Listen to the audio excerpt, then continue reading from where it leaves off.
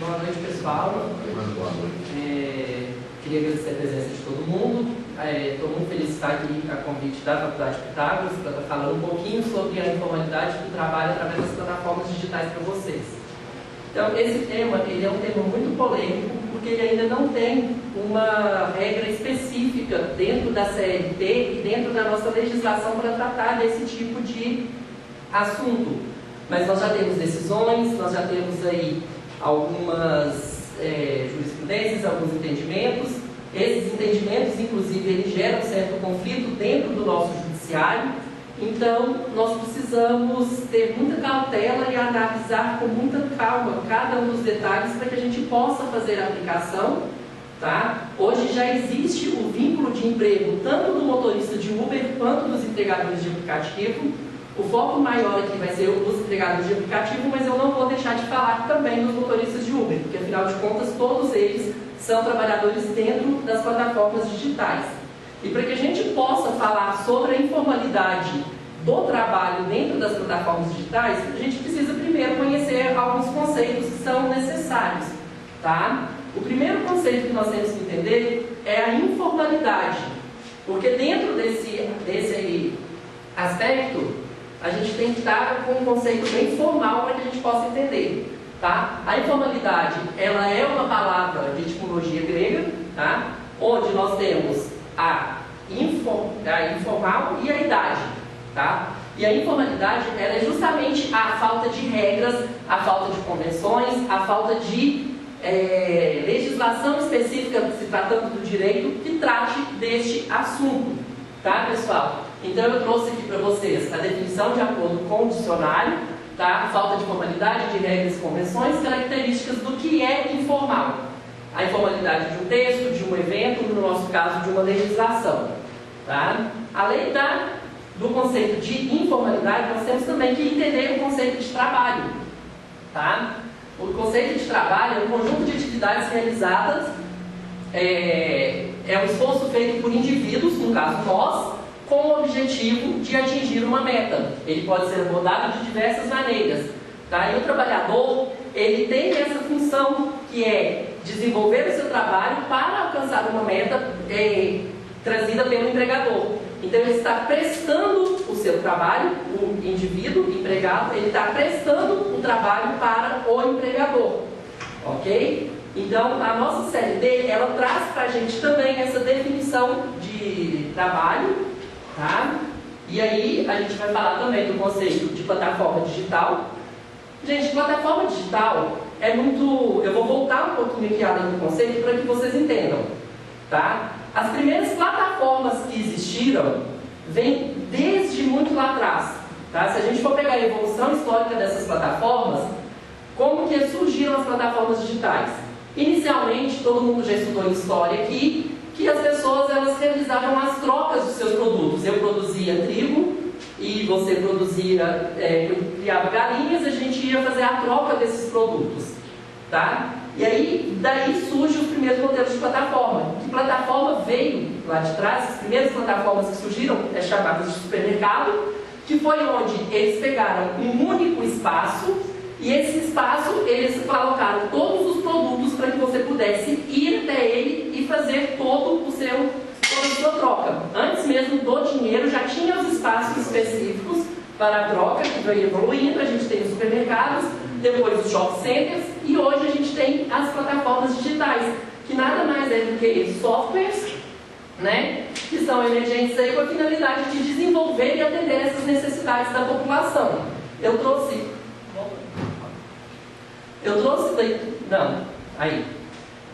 um conceito de Crispin, que inclusive ele foi utilizado no artigo do trabalho escravo que eu fiz, sobre essa questão de analogia ao trabalho escravo com as plataformas digitais aí, do trabalho dentro das plataformas digitais. E o Crispin, em 2017, ele já conceitua as plataformas digitais como meios tecnológicos que se utiliza de mecanismo do espaço online para que os aplicativos possam ser utilizados de forma simultânea. Neste parâmetro podem ser ofertados serviços, atendimentos, promoções, produtos, muitos meios para um público diverso. E hoje essas plataformas, elas são tão evoluídas porque a gente pode dizer que a pandemia, ela veio para acelerar o processo tecnológico, tá, pessoal? E esse processo evolutivo tecnológico, ele veio potencializar o trabalho dentro dessas plataformas. Nós podemos analisar isso através da Revolução Industrial 4.0. Nós estudamos a Revolução Industrial, a primeira Revolução Industrial lá atrás, que foi no período de manufaturas. Depois nós tivemos a segunda Revolução Industrial, que foi o início das fabricações das grandes fábricas. A terceira, que veio aí a implantação dos computadores. E a quarta, que é a implantação da tecnologia. Porém, nós tivemos aí nesse meio tempo um grande avanço por causa da pandemia de todos esses meios tecnológicos, tá? E aí vem a grande pergunta: como que essas plataformas digitais elas influenciaram aí na questão do trabalho, tá? Pode passar, por favor. Aí eu trouxe aqui para vocês uma imagem da Rede Brasil, né? Justamente fazendo uma matéria sobre essa questão da economia em 2021. Mas aí eu vou voltar um pouquinho antes de 2021 para que a gente possa compreender essa questão do trabalho. Em 2020, quando nós começamos aí o momento pandêmico, nós tivemos um problema muito sério que foi o lockdown. Todo mundo ficou dentro de casa sem poder sair. E quem estava arriscando as suas vidas para levar comida, produtos e tudo para a gente?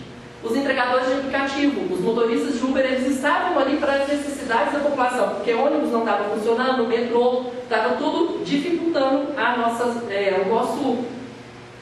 mobilidade. Então, eles, desde o primeiro momento, eles estavam ali para desenvolver esse trabalho. Porém, a grande pergunta é qual o benefício que eles tiveram com isso?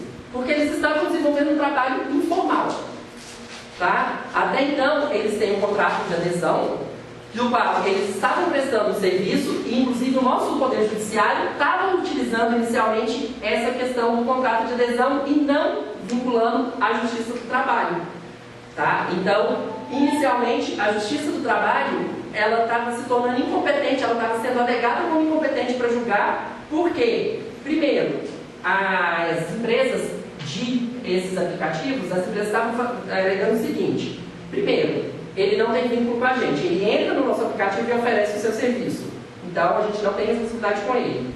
Ele não presta serviço para a gente, porque o serviço dele está sendo entregue direto para o consumidor. Ele é o fornecedor e vai direto para o consumidor. Ele não tem que vir para a gente fazer essa ligação. A gente só disponibiliza o meio do qual ele vai ser feito. E aí, na hora que isso começou a ser ligado, teve, além da questão do contrato de adesão, nós tivemos um problema de aplicação do Código de Defesa do Consumidor. Porque, teoricamente, o produto ia direto para o fornecedor. Só que o entregador e o motorista de Uber tinham um problema pior. Porque não era o produto dele. Ele pegava o produto numa empresa, levava para o consumidor, mas ele tinha acesso pela plataforma do serviço que ele ia fazer, mas ele era simplesmente anulado em toda essa questão. Está dando para compreender, para seguir a linha de raciocínio, pessoal? Passei para mim. E aí, pessoal, a gente começa a fazer a pesquisa trazendo para a CLT. A CLT ela fala que para existir o vínculo de trabalho são necessários 5 requisitos, tá? Que é ser pessoa física, todos nós somos pessoas físicas, tá? Pessoas naturais. Tem que ter pessoalidade. E aí, uma das grandes discussões iniciais que nós tínhamos dentro da Justiça do Trabalho sobre a pessoalidade é o seguinte: como que a gente pode garantir que é aquela pessoa que está fazendo o trabalho? Porque poderia ser qualquer pessoa que estivesse usando o aplicativo. Porém, o que foi definido futuramente foi: a pessoalidade ela é aplicada por quê? Quando você vai entrar no Uber, a primeira coisa que aparece no seu aplicativo é o modelo do carro, a foto do motorista e o nome do motorista. E eles ainda questionam na hora que você vai entrar na corrida se a pessoa que está lá é a mesma da foto. Não sei se vocês já repararam isso no aplicativo. Então existe a pessoalidade, porque ele tem que se apresentar, ele tem que apresentar os seus documentos, e além de apresentar os seus documentos, ele tem que apresentar os documentos do carro para comprovar que o carro é dele ou que está em poder dele quando ele usa o carro alugado Então ele tem que apresentar inclusive o contrato de locação do carro. E os entregadores dos aplicativos, iFood, Rappi e 99, eles também têm que apresentar toda a documentação para que eles possam trabalhar ali na plataforma. Além da pessoalidade e da pessoa física, não eventualidade. É muito engraçado quando a gente fala de eventualidade, porque existe toda uma manipulação midiática e um marketing muito bem feito dessas empresas que fala que você pode trabalhar quando você quiser. Mas, na verdade, isso não acontece. Porque se você não desenvolve uma certa carga horária, um certo lucro para a empresa ela começa a te punir dentro do aplicativo. Primeiramente, ela vai te deixar punido por algumas horas, depois por alguns dias, até ela te banir totalmente. E isso é um dos grandes problemas que já foi parar várias vezes no judiciário também. Porque aquela não eventualidade, eu trabalho quando eu quero, eu sou empreendedor, eu vou fazer o meu horário, eu vou fazer o que eu quero, a hora que eu quero, de acordo com a minha disponibilidade, não se aplica. Porque se você deixa de prestar o serviço da forma que vai gerar um lucro para a empresa, ela começa a te punir dentro do próprio aplicativo. A subordinação. A subordinação é a única questão que ainda é discutida, que ainda não tem uma decisão definida. Ainda não existe uma definição. Mas existe já aquela corrente que mostra que a subordinação ela é válida. Por quê? Porque o próprio aplicativo, ele já gera a rota que você vai seguir, ele mostra de onde você vai sair, para onde você tem que ir, e através do GPS ele vai te rastrear. E esse rastreio, se você muda de rota ou acontece qualquer coisa e não for comprovado que foi a pedido do passageiro ou do seu próprio cliente, ou se aconteceu algum acidente, alguma coisa que impediu que você fosse, você vai ser punido. Entendeu? Então, a nossa legislação ela ainda fica nessa dúvida em relação à subordinação. Porém, ainda tem alguns que são um pouco mais ousados, porque eles falam da subordinação pela inteligência artificial. A inteligência artificial ela vai captando todos os dados e ela vai informando. E na maioria das vezes, quem vai fazer o seu desligamento, a sua punição, é o próprio sistema de inteligência artificial. E aí eu abro um parêntese nesse momento, da questão da inteligência artificial, que, saindo um pouco desse ramo, mas que já utiliza-se como referência para mostrar a subordinação, nós temos hoje uma das maiores potências de venda do mundo, que é a Amazon. E a Amazon, ela não tem nenhum produto, teoricamente, porque ela começou com a venda de eu vou disponibilizar o espaço, e esse espaço disponibilizado, você pode entrar, vender seu produto, você vai entregar diretamente para o seu consumidor, e a gente vai receber apenas uma comissão da sua venda. Porém, a Amazon já foi fazendo algumas alterações, do qual hoje ela funciona da seguinte forma: se um produto está sendo muito vendido, muito procurado, muito desenvolvido, ela vai lá, o sistema de inteligência artificial ele faz uma captação aí, uma análise contábil desses produtos que estão sendo vendidos. Quando o produto ele tem um número de venda muito alto e é um produto lucrativo, a Amazon ela contrata uma empresa terceirizada e começa a fabricar aquele produto com o nome dela e bane o vendedor que anteriormente estava lá, tendo lucro da sua plataforma. Isso já foi comprovado. E quem faz toda essa análise dos produtos que vão ter um percentual de venda maior? A inteligência artificial. E ainda tivemos um problema nos Estados Unidos, da Amazon, que eles tinham um centro de distribuição, tinha alguns funcionários trabalhando lá, todos numa esteira, fazendo só o empacotamento dos produtos, e o sistema de inteligência artificial, usando critérios próprios que ninguém sabe identificar quais são, decidia qual funcionário que estava ali na esteira que não estava produzindo o suficiente e teria que ser desligado da empresa. Então teve um problema muito sério disso nos Estados Unidos, teve vários processos em relação a isso. Então a Amazon ela traz para a gente essa comprovação que a inteligência artificial ela consegue fazer toda essa análise e a subordinação, não precisando de alguém estar ali para dar as ordens. E por fim, a onerosidade. Essa não tem nem o que se falar, porque a pessoa que ela trabalha na plataforma, ela está recebendo para isso, ela não está trabalhando de graça. Então a onerosidade está mais do que comprovada dentro da plataforma digital. Tá, pessoal? E aí eu vou abrir um outro parêntese. Tá? Peraí, bom. E aí eu vou abrir um outro parêntese em relação a isso, que é, aqui eu já deixei claro para vocês, dentro da CLT, como que vem a descrição aí do vínculo de trabalho. É considerado empregado toda pessoa física que prestar serviços de natureza não eventual ao empregador, sob a dependência deste e mediante salário. Não haverá distinção relativa da espécie do emprego e a condição do trabalhador, nem entre o trabalho intelectual, técnico e manual. Então a CLT, ela vem fazendo aí a questão da referência do empregado em todos os âmbitos. E além da CLT tratar disso, nós temos na Constituição o artigo 7º também, que vai falar sobre a questão do trabalho. Então está mais do que provado aí que o trabalhador ele tem que ter esse vínculo. E não sendo suficiente, esse trabalhador que está nas plataformas digitais, além dele não estar sendo respaldado pela CLT e a Constituição, ele também não está sendo respaldado pelo direito previdenciário, porque aí não existe a contribuição, a não ser que ele faça do próprio bolso a contribuição, e aí ele vai ter os benefícios previdenciários, que na maioria das vezes eles não têm.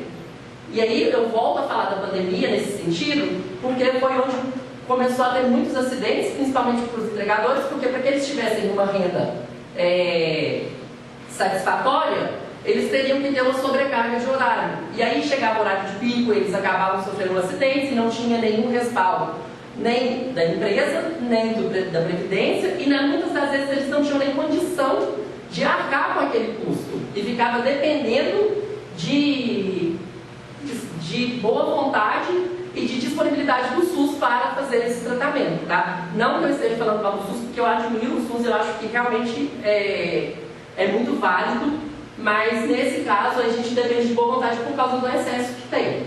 Ok, pessoal? Passa lá. E aí, eu trouxe aqui uma das coisas que é extremamente relevante e que muita gente não percebe, inclusive nós, operadores do direito, muitas das vezes a gente deixa passar isso em branco, que é a diferença entre o empregado e o autônomo. Ambos, tanto o autônomo quanto o empregado, ele tem o respaldo previdenciário, mas eles não têm todos os respaldos da CLT, tá? Do vínculo aí no caso de emprego. O empregado, ele é tutelado pela CLT, presta serviço habitualmente, não assume o risco da atividade, ele recebe o seu salário, é subordinado ao empregador e contribuinte coletivo. Enquanto o autônomo, ele tem uma lei específica, que é a Lei 8.212, que vai ampará-lo, tá? Ele presta serviços eventualmente, porque o autônomo, ele não precisa estar diretamente dentro da empresa, ele vai ser contratado quando necessário, ou ele vai trabalhar para ele mesmo. Então ele não está ali diretamente ligado à empresa.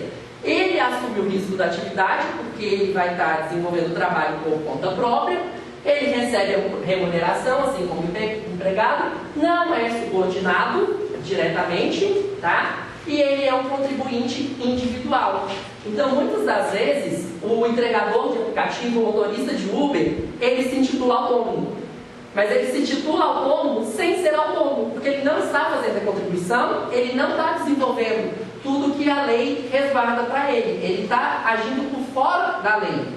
E eu faço questão de ressaltar que todos esses motoristas de Uber, vocês podem quando entrar no Uber e perguntar, inclusive para os entregadores quando foi na casa de vocês aí do iFood, tudo, e perguntar: ah, você é o quê? Ele fala que ele é autônomo, ele fala que ele é empreendedor, e na verdade ele nada mais é do que uma pessoa enganada pela mídia e pelo marketing, achando que ele é um empreendedor ou que ele é um autônomo, porque ele não está ali resguardado, tá? E aí eu trouxe aqui para vocês uma imagem em relação aos entregadores de aplicativo, e aí eu aprofundo um pouco mais da questão dos entregadores de aplicativo, pessoal. Pessoal, eu estou falando muito rápido, eu costumo falar bem rápido. Tá dando para seguir aí assim? Então vamos lá. Por que eu trouxe essa imagem do entregador? Justamente para a gente relembrar a todo momento que na maior parte do tempo, essa informalidade do trabalho está abarcando as pessoas na sociedade. E lá na frente vocês vão ver o quanto isso traz frutos negativos para a gente.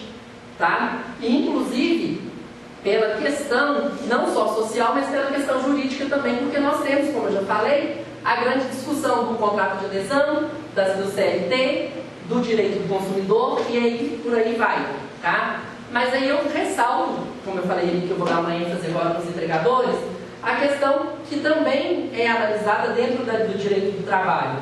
A questão da carga horária, a Centela traz para a gente que a carga horária de trabalho é de 8 horas semanais, podendo, aliás, 8 horas diárias, desculpa, 44 semanais, podendo ter ali 2 horas extras por dia. Isso é o que determina, tanto a CLT quanto a Constituição, que é a nossa carga horária, a jornada de trabalho, a nossa carga horária. Esses entregadores, eles na maioria das vezes, eles trabalham 12 horas por dia, isso já comprovado, tá? Por entrevista, pesquisa e todos os dados, assim como finais de semana, que é onde eles têm maior condição de ganhar, que eles conseguem trabalhar até 18 horas por dia. E isso gera um cansaço físico, mental, uma dificuldade, eles não têm condições dignas de trabalho, porque eles têm que estar ali entre uma corrida e outra, pegando um lugar e levando para outro, eles não têm banheiro, não têm água potável, muitas das vezes eles não se alimentam, tá? Porque o tempo que eles param para se alimentar, eles deixam de fazer uma corrida e deixam de ganhar. Então tudo isso influencia diretamente no direito, na questão laboral, tá? Nós temos aí uma aplicação da medicina do trabalho que está sendo burlada, da questão dos direitos trabalhistas, da carga horária, da jornada, a questão ali das condições de trabalho, tudo isso está sendo deixado de lado dentro dos entregadores de aplicativo, tá, pessoal? E aí eu trouxe aqui, em relação ao vínculo, isso aqui inclusive é um artigo meu, tá, que foi publicado em 2019, antes da pandemia, quando ainda não se falava sobre a questão do vínculo do trabalhador de aplicativo. E aí eu fiz uma analogia ao trabalho escravo dos entregadores de aplicativo dentro da plataforma digital. Então aqui eu só coloquei um resumo do artigo, que é explicando justamente essa analogia que nós estamos fazendo, e trouxe já em 2019 uma demonstração, que eu trouxe 3 citações, onde a Argentina, a Bélgica e a Espanha, elas já tinham determinado o vínculo de trabalho dos entregadores de aplicativo. E o que é mais engraçado, porque o primeiro país que a gente teve decisões sobre vínculo é a Argentina, que a gente considera um país, em questão de legislação e tudo, inferior ao nosso. Não que seja, mas a gente vê que as leis deles são um pouco mais atrasadas do que a nossa, tá?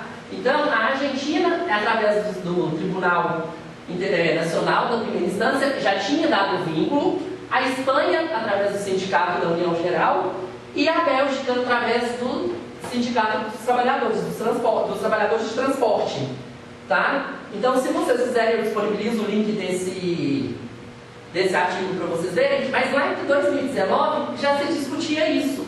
E exatamente nessa semana que eu fui para o Congresso apresentar o artigo, teve também aliás, na semana não, quando eu estava finalizando a escrita do artigo, a Espanha veio com uma decisão da Corte Máxima maravilhosa. Eu tenho inclusive essa decisão guardada, porque ela foi o ponto primordial da minha apresentação desse artigo, tá?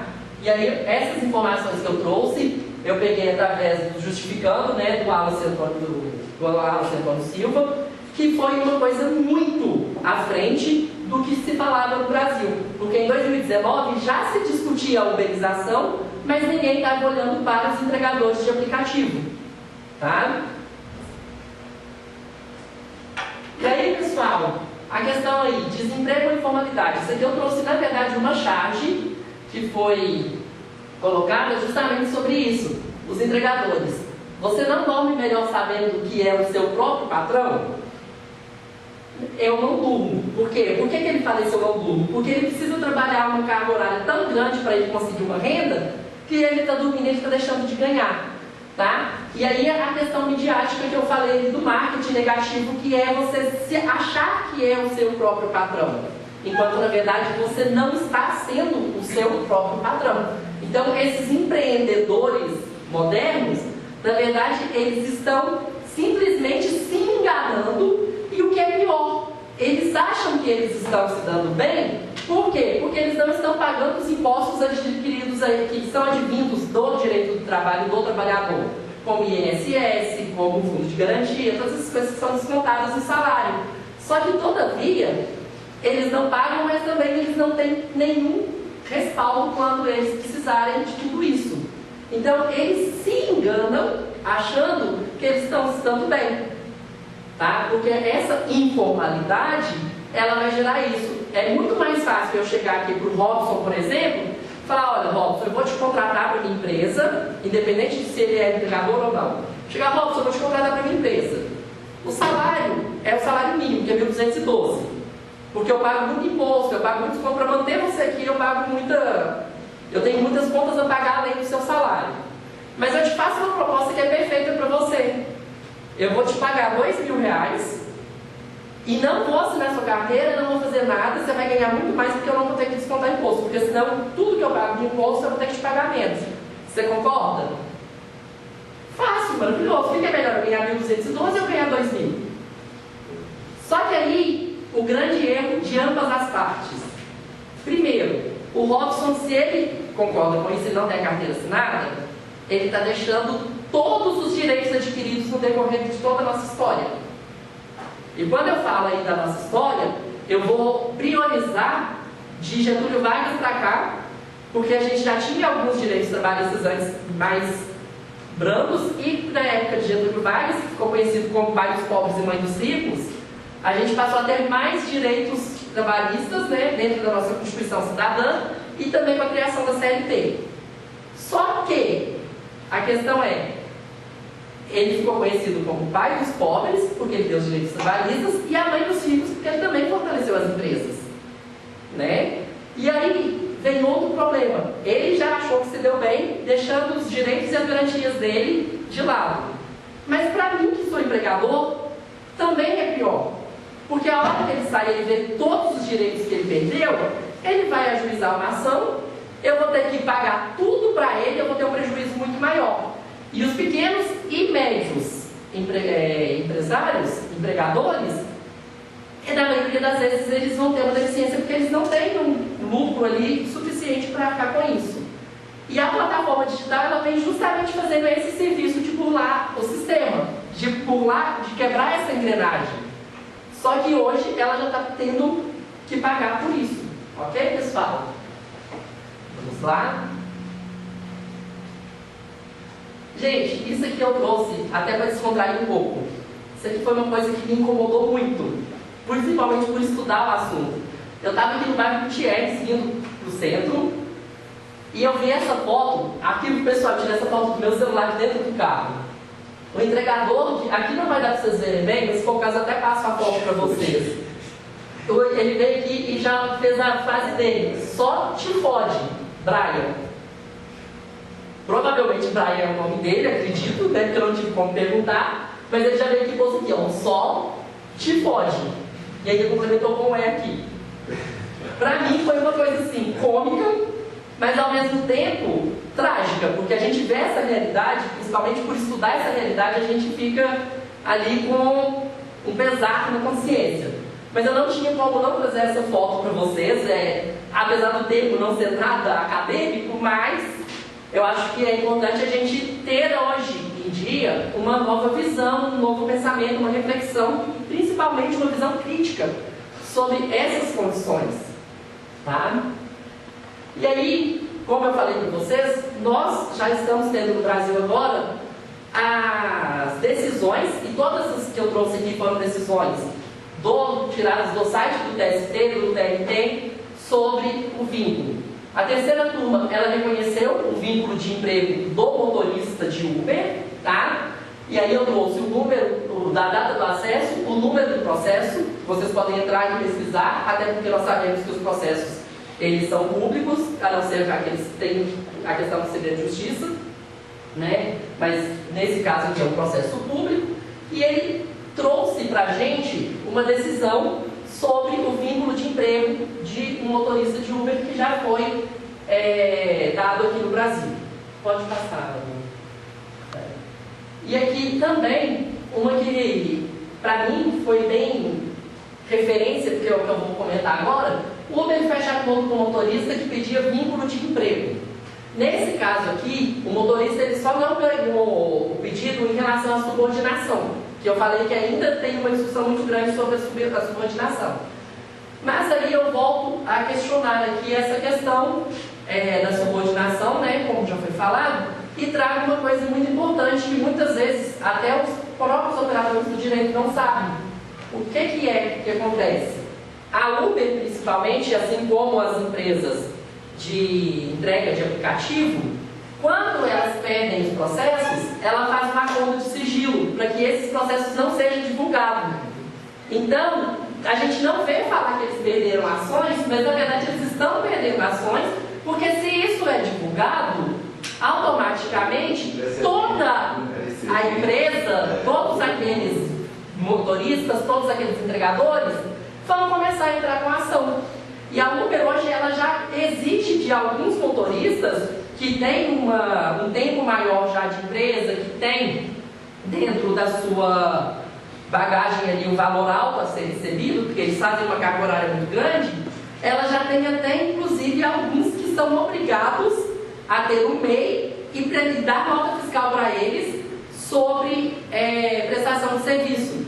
E o que é pior, a Uber ainda burla esse sistema da nota fiscal, porque ela não declara o valor que ela tira da comissão, ela passa o informe de rendimentos para ele com valor total, e ele não recebe esse valor total. E aí, a pessoa que está recebendo, ela tem que declarar e pagar imposto as despesas do imposto de renda, e a Uber não está pagando nada, só que ela está ganhando em cima disso, tá, pessoal?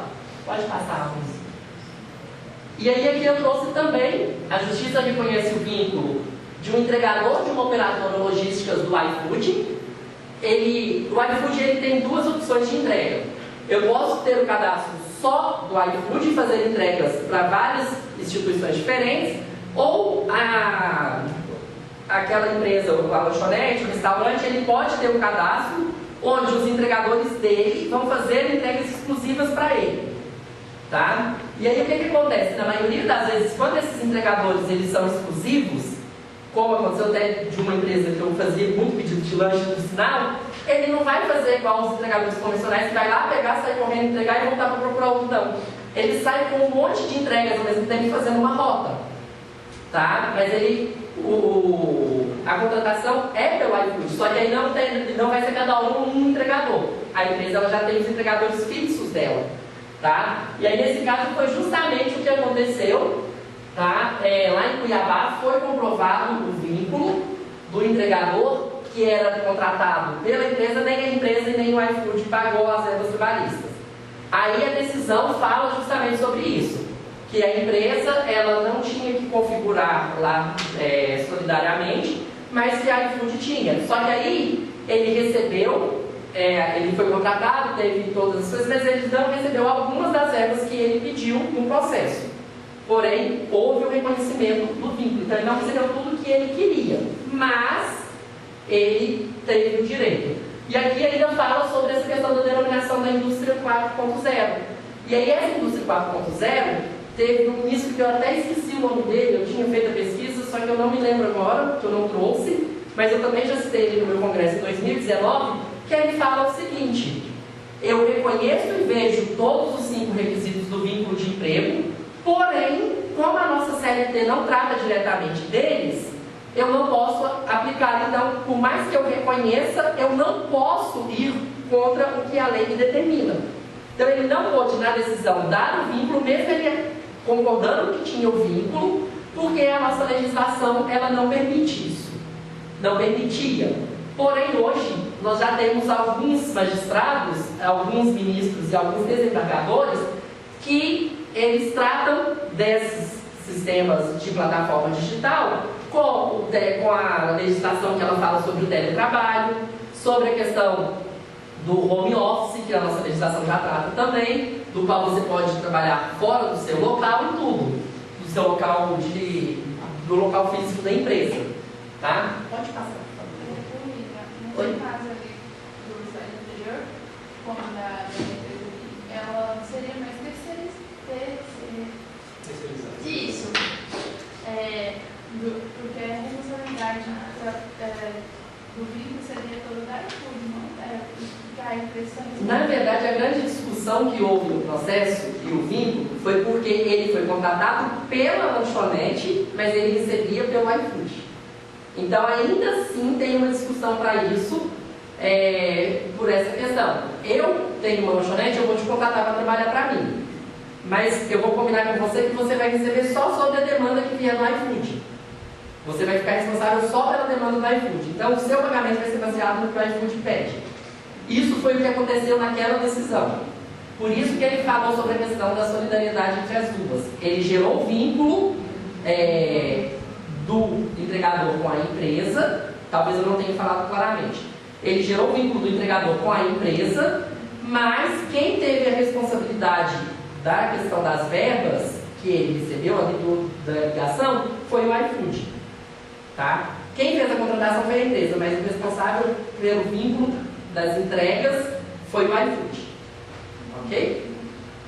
É bem complexo isso, porque infelizmente a gente vê decisões dos mais... Deixa eu passar para o próximo. Pode passar. Essa decisão aqui foi bem parecida também. Tá? E essa daqui, o que mais me deixou feliz, porque ela foi em Minas Gerais. E eu adorei ela. Ela foi aqui em Belo Horizonte, por sinal. Tem um juiz do trabalho aqui de Belo Horizonte que ele já reconhece o vínculo. E esse é o mesmo caso, o entregador dele trabalhava com uma mercearia, mas com o vínculo no iFood. E aí teve essa decisão, e nessa decisão também foi questionada só a questão da subordinação, que ainda é muito complexa dentro dos aplicativos. Mas eu entendo que se a inteligência artificial ela tem uma forma de analisar a rota que você vai fazer, ela dá a ordem de onde você sai para onde você vai, e ela acompanha todo o seu trajeto, questão de horário, tudo, até porque dependendo da situação ela até muda o valor. Então existe uma subordinação, porque tem alguém te vigiando. Você concorda? Eu tenho até aquela questão também que depois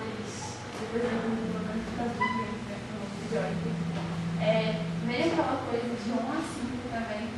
As notas que a gente pontua. Sim. E aí a pontuação, a inteligência artificial faz o cálculo, e se você tiver com a nota muito baixa, você vai ser punido dentro do aplicativo. Então existe uma subordinação. Direta ou indireta, ela existe. Eu entendo, eu defendo que ela existe de forma direta. Porque tem ali, você tem de onde você vai sair, para onde você vai chegar, quanto que você vai receber, e qual é isso. Você tem as diretrizes todas do trabalho passadas para a empresa. Você tem que seguir o trabalho, você tem que realizar a atividade de acordo com o que a Uber tem. Até a água e a bala são orientações que são passadas para isso. Exatamente. O álcool em gel, aquela paredinha que eles colocaram, aquele acrílico que eles colocaram durante a pandemia, a questão de você não deixar o passageiro entrar sem máscara, o passageiro só poder usar o banco de trás durante a pandemia. Então alguém está te dando ordens. E você tem que cumprir. Entendeu? Se não houvesse, não haveria nenhuma dessas diretrizes apresentadas, que eram todo o tempo para todos eles. Exatamente. Eu concordo plenamente que existe a subordinação. Mas ainda há quem defenda que não, então, até que tenha uma decisão concreta e absoluta, a gente vai ficar nessa discussão. E antes de passar para o próximo, pessoal, eu quero ir um pouco além. A RAP já teve vários processos e foram comprovados o seguinte, que existe uma hierarquia de entregadores. Porque a RAP ela não entrega só comida como o iFood e tudo, apesar que hoje eles estão ampliando. Mas a RAP ela tem o seguinte, se você entrou na plataforma agora, até você comprovar uma nota mínima, você vai fazer entrega só de comida. A partir de uma nota específica e um tempo que você já está na plataforma, você pode entregar comida e bebida alcoólica. Dependendo do tempo da nota e de tudo que já aconteceu dentro da plataforma, você pode entregar comida, bebida alcoólica e objetos físicos. E se você tem uma nota muito alta, um tempo muito já... espaço de tempo que você está na plataforma, você pode inclusive levar dinheiro. Eu quero mandar dinheiro para o Just, eu vou chamar alguém da RAP, vou informar que eu estou enviando dinheiro, vai ter pessoas específicas que podem levar aquele dinheiro. Não é qualquer, é como se fosse um plano de carreira. Entendeu? E isso foi o que mais doou, e a RAP foi a primeira que teve processos buscando esse vínculo de trabalho justamente por causa dessa hierarquização. Aí já entra na subordinação, se para pensar. Aí já é uma subordinação descarada. Mas ainda assim eles alegaram que não, porque é um sistema de inteligência artificial onde eu estou mandando dinheiro, então eu sou responsável, não é a empresa, não é a plataforma. Então, assim, existem os 5 requisitos do vínculo de trabalho dentro das plataformas digitais. Mas, como já disse o ministro, uma vez que não está diretamente descrito na nossa lei, nós não podemos aplicar de forma precisa, tá? E aí aqui, pessoal, para a gente já caminhar para o final aí, eu trouxe algumas informações, inclusive essa daqui para mim foi a que mais me chocou em 2019, que foi na época que eu apresentei o meu artigo. Motoboy tem AVC durante a entrega e morre após aguardar 2 horas por socorro em São Paulo. Gente, isso aqui em 2019 foi um choque imenso. Só que eles não esperavam a repercussão disso como foi. O entregador ele tinha trabalhado mais de 12 horas, foi fazer uma entrega de uma pizza no bairro Nobre de São Paulo, chegou na porta da casa do cliente e ele teve um AVC. A cliente ligou para a RAP para pedir auxílio, para pedir ajuda por causa do entregador. A RAP falou, infelizmente não podemos fazer nada, você só cancela que a gente vai comunicar aos outros clientes que estão esperando ele que o produto não vai chegar. Essa foi o posicionamento da RAP. E para piorar, chamaram o Uber para levar ele para o hospital. Na hora que o motorista chegou, como ele teve um AVC, ele já estava todo babado, já tinha feito xixi, que é uma coisa atípica de quem está tendo um AVC. O motorista se recusou a levar porque ele estava sujo e ia sujar o carro. Chamou o SAMU que não chegou. E aí, o elemento surpresa. Os amigos do cliente chegou, pegou, levou para o hospital e ele morreu no meio do caminho. O entregador. Só que por azar da RAP, tudo ficou documentado porque a cliente era uma advogada. E aí teve o processo, a família ganhou uma indenização altíssima, teve todo o requisito e a advogada nem cobrou da família, porque era uma família muito pobre, e não é por questão financeira, mas é pela questão de tudo que aconteceu que ela teve que ver ali e a falta de amparo da própria empresa. Entendeu? Se eles tivessem mudado a fala, não, nós vamos entrar em contato com o SAMU, nós vamos ver o que pode ser feito, mesmo que não fizesse nada, mas a gente vai tentar dar um suporte, elas já teriam tirado parte da responsabilidade. Só que aí um dos questionamentos foi como que a plataforma ela não observa o excesso de carga horária daquele entregador e se ele está em cima de uma moto, ele pode causar acidentes, e nem só com ele pode inclusive causar danos a terceiros, entendeu? Então, assim, o grande problema foi esse. Esse daqui também foi um entregador do iFood que foi assassinado no Rio de Janeiro. E ainda, quando a família foi pedir suporte, eles bloquearam o valor que ele tinha para receber da conta do iFood e alegaram que o bloqueio foi feito porque o entregador tinha conduta de má fé. Ele tinha má conduta. E aí eles bloquearam o valor que ele tinha a receber, que era o direito dele, além de não dar nenhuma assistência ou suporte, que ele foi assassinado durante a entrega. Tá? E esse daqui eu acho que todo mundo viu falar, que foi um motorista de Uber aqui de Belo Horizonte, que foi encontrado morto alguns dias depois de estar desaparecido dentro do carro, que também foi assassinado. Tá? Pode ir.